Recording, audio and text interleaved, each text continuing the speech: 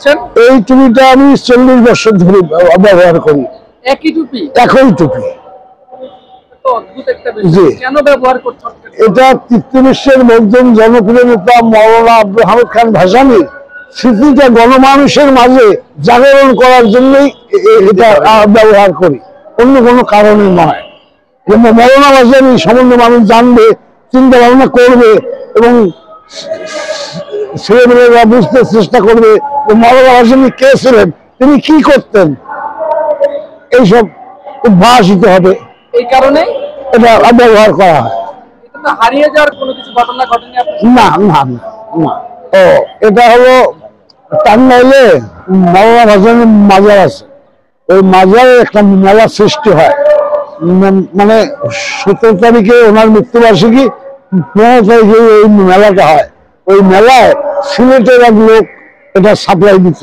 ওনার এই টুপি ছিল সারা পৃথিবীতে উনি এগুলো পাঠাইতো। একটা টুপির মূল্য 700 টাকা, 500 টাকা, 1000 টাকা বিক্রি করতো। কিন্তু ওই লোকটা মারা যাওয়ার পর ঢাকার এই টুপি আর কেউ খুঁজে পায় না। টাঙ্গাইলে 15 থেকে 20 টাকা মাত্র বৎসরে, আর বেশি যায় না। কারণ হ্যাঁ, এটা তো সেই সব পেছনে কিনছি। হ্যাঁ না,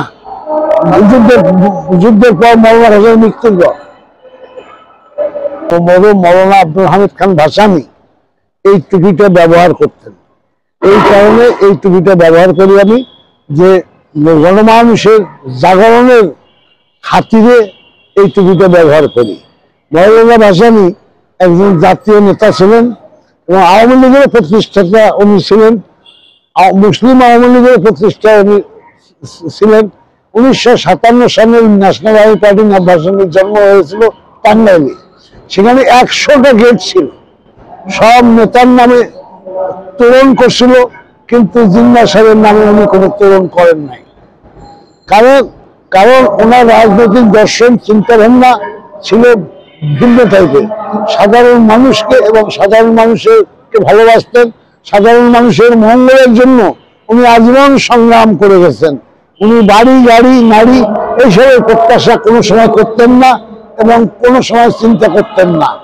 উনি যেসব জমি ওনার ছিল সেই সব জমি স্কুল, কলেজ, মাদ্রাসার নামে দান করেছে। তার ছেলে মেয়েকে 2 বিঘা, 3 বিঘা, 1 বিঘা করে জমিতে তাদের নামে দিছে।